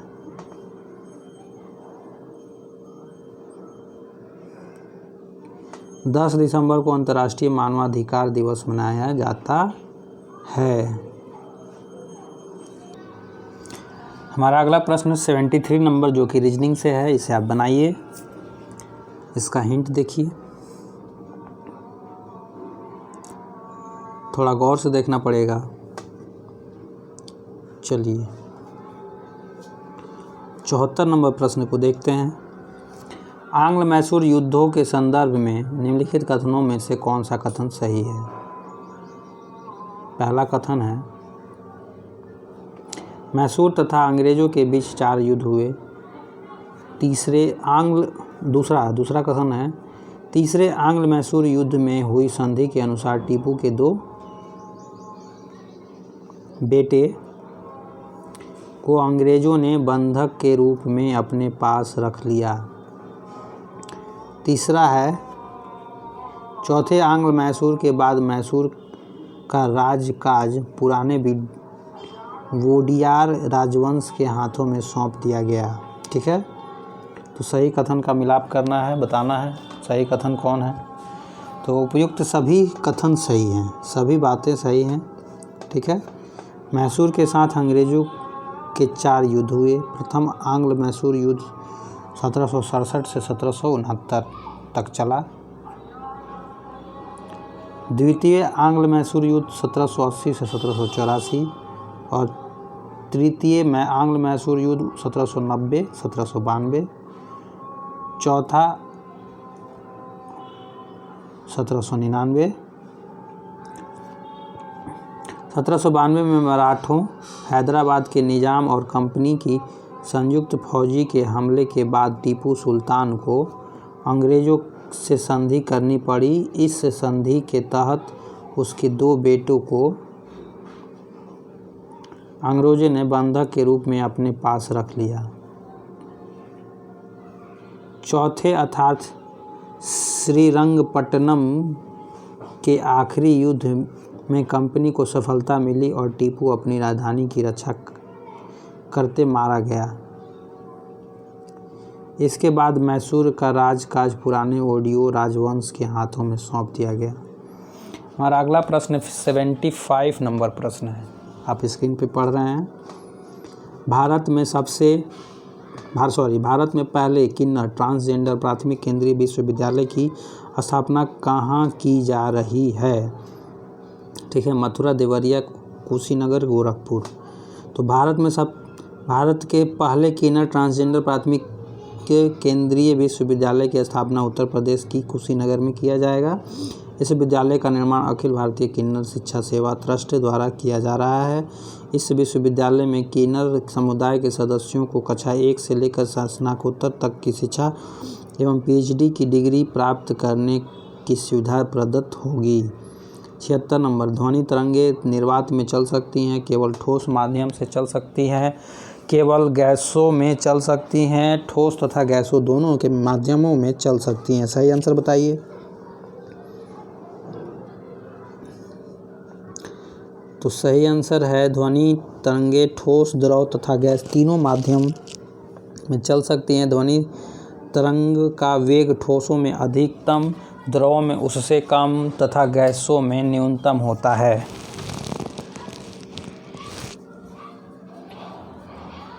ध्वनि तरंगों के संचरण के लिए किसी न किसी माध्यम की आवश्यकता होती है। निर्वात में माध्यम की अनुपस्थिति के कारण ध्वनि तरंग संचरण नहीं कर पाती है। हवा में ध्वनि का वेग 0 डिग्री सेल्सियस पर 332 मीटर प्रति सेकंड, जल में 1400 मीटर प्रति सेकंड तथा लोहा में 5000 मीटर प्रति सेकंड होता है। मानव आँख दृश्य प्रकाश के जिस तरंगदैर्ध्य के लिए सर्वाधिक सुग्राही होता है वह है 60-50 angstrom, 5500 angstrom, 4500 angstrom, 7500 angstrom. 77 number प्रश्न है ये, इसका सही उत्तर जवाब दीजिए। मानव आँख दृश्य प्रकाश के लगभग 5500 एंगस्ट्रम या 555 नैनोमीटर तरंगदैर्ध्य के लिए सर्वाधिक सुग्राही होती है। ज्ञातव्य है कि दृश्य प्रकाश का तरंगदैर्ध्य 400 nm से 700 nm होती है। मानव नेत्र दृश्य प्रकाश की मध्यम तरंगदैर्ध्य वाली किरणों के, विशेषकर पीले हरे रंग की प्रकाश की किरणें तरंगदैर्ध्य 555 nm के प्रति सर्वाधिक सुग्राही होती है। 78 नंबर प्रश्न, कृषि में नाइट्रोजनी उर्वरकों के अत्यधिक अनुपयुक्त का क्या प्रभाव हो सकता है? नाइट्रोजन यौगिकीकरण, सूक्ष्मजीवों, नाइट्रोजन फिक्सिंग, माइक्रो ऑर्गेनिज्म का मिट्टी में प्रचुरोद्भवन, प्रोलिफरेशन हो सकता है। मिट्टी की अम्लता में बढ़ोतरी हो सकती है। भौम जल, ग्राउंड वाटर में नाइट्रेट का निछालय, लीचिंग हो सकता है। तो सही जवाब दीजिए।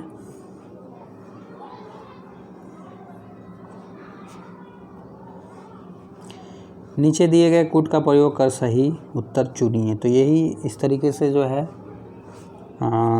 तीनों कथन में कौन कौन सही है ये बताना है। और क्या, कृषि में नाइट्रोजनी उर्वरक के अनुपयुक्त अत्यधिक उपयोग से पर्यावरण विभिन्न तरीकों से प्रभावित हो सकता है, जिसमें मिट्टी का अत्यधिक अम्लीय हो जाना, भौम जल की नैसर्गिकता, नाइट्रोजन के निक्षालन से नष्ट हो जाना, जल में अन्य खनिजों का अत्यधिक पाया जाना, यूट्रोफिकेशन आदि प्रमुख परिणाम हो सकते हैं। वनस्पतिक वृद्धि के लिए पौधों को नाइट्रोजन की आवश्यकता होती है। वे इसकी पूर्ति वायु अथवा जल में घुलनशील नाइट्रेट से करते हैं। 79 नंबर प्रश्न, निम्नलिखित कथनों पर विचार कीजिए। भारत का निर्वाचन आयोग 5 सदस्यीय निकाय है। संघ का गृह मंत्रालय आम चुनाव और उपचुनाव दोनों के लिए चुनाव कार्यक्रम तय करता है।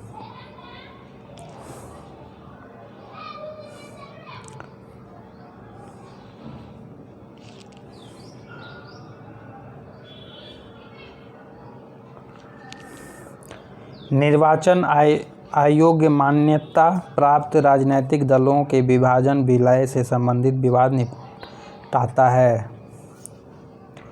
सही आंसर देखिए। भारत का निर्वाचन आयोग एक 3 सदस्यीय निकाय है, जिसमें एक मुख्य निर्वाचन आयुक्त तथा 2 निर्वाचन आयुक्त होते हैं। राष्ट्रपति, उपराष्ट्रपति, राज्य विधायिका तथा संसद के चुनावों की संरक्षण, निर्देशन तथा नियंत्रण की शक्ति निर्वाचन आयोग में है। इस प्रकार आम चुनाव और उपचुनावों के लिए चुनाव कार्यक्रम निर्वाचन आयोग तय करता है, न कि गृह मंत्रालय। इसके अलावा निर्वाचन आयोग मान्यता प्राप्त राजनीतिक दलों के विभाजन विलय से संबंधित विवाद भी निपटाता है। और ये रहा हमारा एक मैथ का प्रश्न, जो 80 नंबर प्रश्न हमारा मैथ का प्रश्न है, रेकरिंग वाला है। तो चलिए इसे बनाइए। इसका सही जवाब ये रहा। 81 नंबर प्रश्न जो है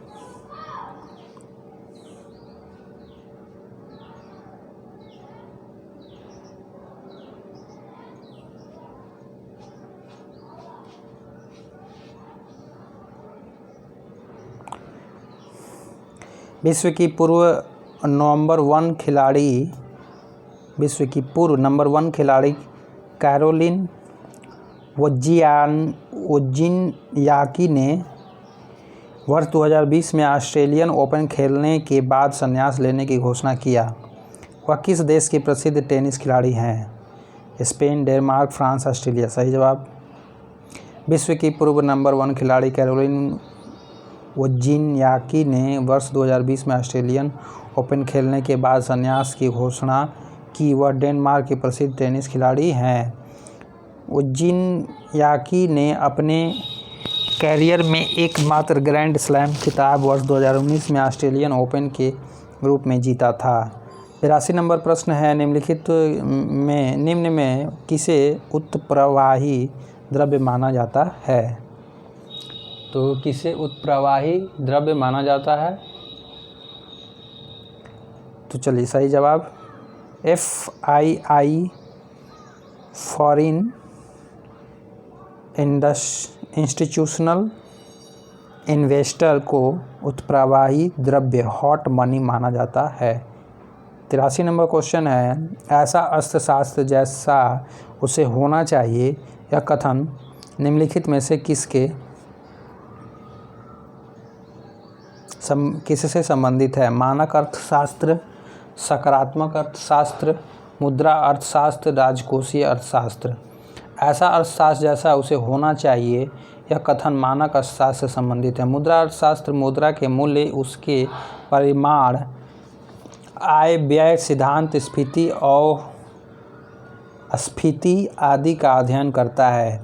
राजकोषीय अर्थशास्त्र सरकार की राजकोषीय नीतियों, बजट, सार्वजनिक ऋण इत्यादि का अध्ययन करता है। 84 नंबर प्रश्न, अंतर्राष्ट्रीय साक्षरता दिवस 2019 का थीम था literacy and humanity, literacy and health, literacy and multilingualism, literacy and empowerment. सही जवाब दीजिए। अंतर्राष्ट्रीय साक्षरता दिवस 2019 का थीम लिटरेसी एंड मल्टीलिंगुअलिज्म। अंतर्राष्ट्रीय साक्षरता दिवस 8 सितंबर को मनाया जाता है। अंतर्राष्ट्रीय शांति दिवस 21 सितंबर को मनाया जाता है तथा इसका theme climate action for piece था। विश्व पर्यटन दिवस 27 सितंबर को मनाया जाता है, जिसका विषय है पर्यटन और नौकरियों सभी के लिए बेहतर भविष्य। 85 नंबर प्रश्न जो है वो मैथ्स का प्रश्न है। इसका सही जवाब ऊपर में दिया हुआ है, एलसीएम बराबर। 86 नंबर प्रश्न में लिखित युग्म पर विचार कीजिए। तीर्थस्थल एक तरफ में दिया हुआ है और दूसरे तरफ अवस्थित, यानी कि तीर्थस्थल किस जगह पे है। पहला तीर्थस्थल श्रीशैलम, दूसरा है ओंकारेश्वर, तीसरा है पुष्कर। ठीक है, तो सही बताइए जवाब, तीनों में कौन सही है या तीनों सही है। श्रीशैलम आंध्र प्रदेश के कर्नूल जिले में नलमल्ला पर्वत पर बसा हुआ एक धार्मिक नगर है। यहाँ भगवान मल्लिकार्जुन स्वामी और ब्रह्मदेवा देवी को समर्पित मंदिर है। यहाँ भगवान शिव के 12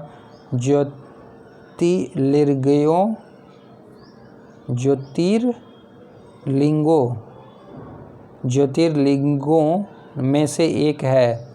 ओंकारेश्वर मंदिर मध्य प्रदेश के खंडवा जिले में मांधाता पहाड़ियों पर स्थित एक पवित्र स्थल है। यहाँ भी भगवान शिव के 12 ज्योतिर्लिंगों में से एक है।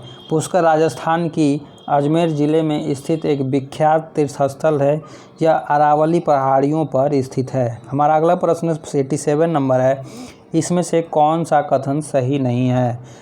रानी एनी बेसेंट थियोसोफिस्ट थी। थियोसोफिकल सोसाइटी का अंतर्राष्ट्रीय मुख्यालय मद्रास में है। स्वामी दयानंद सरस्वती ने आर्य समाज की स्थापना की। महात्मा गांधी का जन्म गांधीनगर में हुआ था। तो सही कथन कौन सा गलत कथन है? गलत कथन को फिल्टर करके निकालिए, सही जवाब दीजिए। कौन गलत कथन है? चलिए इसका सुझाव देखिए, आंसर देखिए, डिस्क्रिप्टिव देखिए।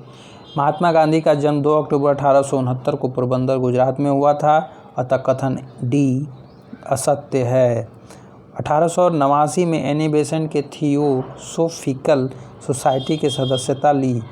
वर्ष 1907 में कर्नल आलकाट की मृत्यु के बाद एनी बेसेंट थियोसोफिकल सोसाइटी के अध्यक्ष बनी। मद्रास अडयार में थियोसोफिकल सोसाइटी का अंतर्राष्ट्रीय मुख्यालय स्थापित किया गया था। 1875 ईस्वी में स्वामी दयानंद सरस्वती ने मुंबई में आर्य समाज की स्थापना की।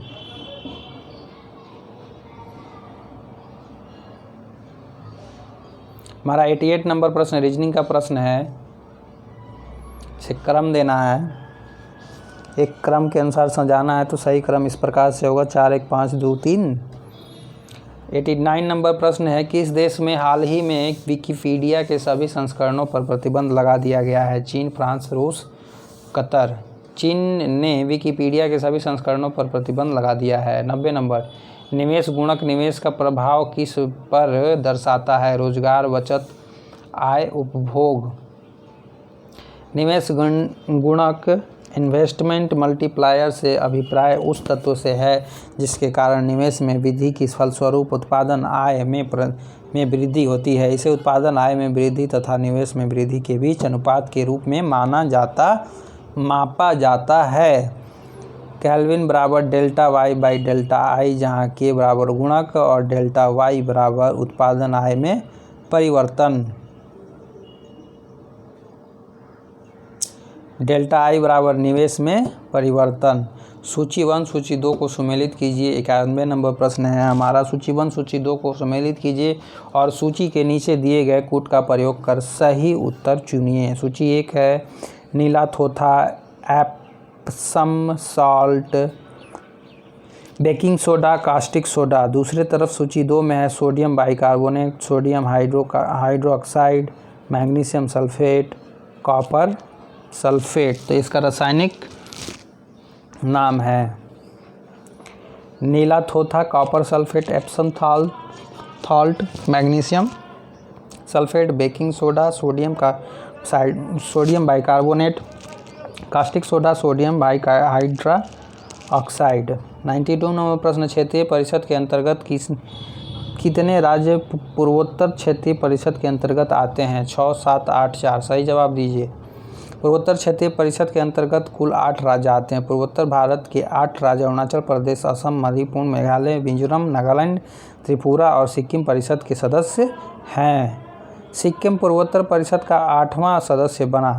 क्षेत्रीय परिषद का गठन राष्ट्रपति के द्वारा किया जाता है। पूर्वोत्तर क्षेत्रीय परिषद का मुख्यालय शिलांग में स्थित है और भारत सरकार के गृह मंत्रालय के अधीन कार्य करता है। हमारा अगला प्रश्न है 93 नंबर है। एक वृत्त के अंदर, ये मैथमेटिक्स का प्रश्न है। ऐसे स्क्रीन पे होल्ड करता हूँ, आप इसे ज़रूर बनाइए। चलिए ये ऑप्शन रहा और सही आंसर का हिंट रहा। ये फिगर है वृत्त के अंदर, तो इसे ध्यान दीजिएगा। इस प्रकार इसका सॉल्यूशन बना। 94 नंबर प्रश्न पूछ रहा है निम्नलिखित में से किस विटामिन को आर्गोकैल्सिफेरॉल कहते हैं? Vitamin D2, vitamin D3, D12, D6। Vitamin D2 को आर्गोकैल्सिफेरॉल कहते हैं।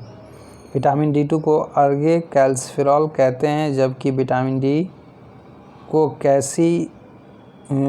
विटामिन D3 को कैल्सीफेरॉल कहते हैं। तो एक बार इसे फिर से दोहराते हैं। 94 नंबर का आंसर, विटामिन D2 को कैल्सीफेरॉल कहते हैं, जबकि विटामिन D3 को कैल्सीफेरॉल कहते हैं। विटामिन D2 विटामिन डी का वह प्रकार है जो मुख्यतः भोजन व आहार अनुपूरक के रूप में मनुष्य को प्राप्त होता है। मनुष्य रूप से भोजन में यह मक्खन, दूध, पनीर, मांस, अंडों की जर्दी, मछली के तेल आदि में मिलता है। इसकी कमी से बच्चों में सूखा रोग या रिकेटस होता है। विटामिन ए का रासायनिक नाम रेटिनॉल है। इसकी कमी से रतौंधी रोग होता है। विटामिन सी का रासायनिक नाम एस्कॉर्बिक अम्ल है। इसकी कमी से स्कर्वी होता है। विटामिन डी का रासायनिक नाम कैल्सीफेरॉल है। इसकी कमी से रिकेटस होता है। विटामिन ई का रासायनिक नाम टोकोफेरॉल है। इसकी कमी से महिला में बांझपन तथा पुरुष में नपुंसकता रोग हो जाता है। विटामिन के का रासायनिक नाम फाइलोक्विनोन है। इसके कमी से खून में थक्का नहीं जमता है। 95 नंबर प्रश्न है, यूरोपियन स्पेस रिसर्च ऑर्गेनाइजेशन का मुख्यालय कहाँ है? पेरिस में, ब्रुसेल्स में, लक्ज़मबर्ग, जिनेवा। सही जवाब दीजिए। European space research organisation ESRO का मुख्यालय पेरिस में है। यूरोपीय संसद का मुख्यालय लक्ज़मबर्ग है। यूरोपियन परमाणु ऊर्जा समुदाय का मुख्यालय ब्रुसेल्स है। यूरोपीय सहयोग और विकास संगठन का मुख्यालय जिनेवा है। विश्व व्यापार संगठन का मुख्यालय जिनेवा है। रेड क्रॉस का मुख्यालय जिनेवा है। गेट का मुख्यालय जिनेवा है। हमारा अगला प्रश्न है 96 नंबर, स्ट्यूनाइट किस धातु का अयस्क है? Cadmium, cobalt, antimony, nickel. सही जवाब दीजिए। एंटीमनी Sb का अयस्क स्ट्यूनाइट है। ग्रीनोकाइट कैडमियम Cd का अयस्क है। स्मलाइट कोबाल्ट CO का अयस्क है। मिलेराइड निकेल का अयस्क है। पिचब्लेड यूरेनियम U का अयस्क है। 97 नंबर प्रश्न, जिस महासागर से सारगैसो संबंधित है वह है उत्तरी प्रशांत, उत्तरी अटलांटिक, दक्षिणी प्रशांत, दक्षिणी अटलांटिक। सारगैसी सागर उत्तरी अटलांटिक महासागर में स्थित एक क्षेत्र है। इसकी उत्पत्ति उत्तरी अटलांटिक विषुवतरेखीय धारा के भंवर से होती है। इस क्षेत्र में सारगैसम नाम की वनस्पति बहुतायत में पाई जाती है, जिस कारण इसका नाम सारगैसो सागर पड़ा। दक्षिण चीन सागर प्रशांत महासागर का एक भाग है। जापान सागर पश्चिमी प्रशांत महासागर का एक समुद्री अंश है। हमारा अगला प्रश्न है 98 नंबर, हाल ही में किसने प्रमुख वाणिज्य एवं उद्योग मंडल एसोचैम इंडिया के नए अध्यक्ष के रूप में पदभार ग्रहण किया? सुनील कनेरिया, डॉक्टर निरंजन हीरानंदानी, विनीत अग्रवाल, दीपक सूद। तो हीरानंदानी ग्रुप ऑफ कंपनीज के सह संस्थापक और प्रबंध निदेशक डॉक्टर निरंजन हीरानंदानी ने प्रमुख वाणिज्य एवं उद्योग मंडल एसोचैम में इंडिया के नए अध्यक्ष के रूप में पदभार ग्रहण किया। इन्होंने वेल्सपन समूह के चेयरमैन बालकृष्ण गोयनका का स्थान लिया। इसकी स्थापना 1920 में हुआ। 99 नंबर प्रश्न है, एक समान गति से चलने वाली 360 सेंटीमीटर लंबी ट्रेन किसी प्लेटफॉर्म को 55 सेकंड में और प्लेटफॉर्म पर खड़े किसी व्यक्ति को 24 सेकंड में पार कर जाती है, तो प्लेटफॉर्म की लंबाई मीटर में कितनी है? सही जवाब बताइए। 480, 465, 445, 410। कोई ट्रेन प्लेटफॉर्म, ये इसका हिंट है। चलिए अंतिम प्रश्न की तरफ बढ़ते हुए निम्नलिखित घटनाओं पर विचार कीजिए। नील विद्रोह, संथाल विद्रोह, दक्कन दंगे, सिपाही विद्रोह घटनाक्रम के अनुसार सजा देना है आपको। तो सबसे पहले से संथाल विद्रोह 1856, सिपाही विद्रोह 1857, नील विद्रोह 1860, दक्कन दंगे 1875, इसके अनुसार फिर सजा दीजिए। तो इस प्रकार से साथियों हम लोगों ने आज सेट 8 का अभ्यास किया है। तो ये सेट 8 था और इसी प्रकार से फिर हम अगले सेट 9 में करेंगे। तो ये पूरा सीरीज़ जो है 15 सेट है, इसमें 15 सेट तो ये किताब वाला चलेगा, फिर 15 सेट चलेगा एक और मैटर जो अभी किताब बन गया है, अभी छपा नहीं है। तो अभी जब स्थिति सामान्य होगी तब छपेगा। लेकिन आपको जो है मैं इसमें ही जॉइन स्टडी सर्किल में मैं उसका भी अभ्यास करा दूंगा। और ये किताब ज़रूर आप एक बार ले करके पढ़ लीजिएगा और पढ़ने के बाद फिर मुझे सुन लीजिएगा इस ऑडियो के माध्यम से। तो ये आपका जो क्वेश्चन है रिमाइंड होते रहेगा। सभी प्रश्न के उत्तर दिए गए हैं, सारे अच्छे प्रश्नों का कलेक्शन है, ये आप देख ही रहे हैं। और हमें प्यार दीजिए, ढेर सारा प्यार दीजिए, ताकि हम ये जो लक्ष्य बनाए हैं कि एक एजुकेशनल सर्कल बना देना है इसे, जिसमें सब लोग जुड़े और सबको लाभ मिले, तो ये सोच पूरा हो। और इसके लिए ढेर सारा प्यार दीजिए हमें। तब तक के लिए हमें इजाज़त दीजिए, मिलते हैं सेट 9 में। धन्यवाद।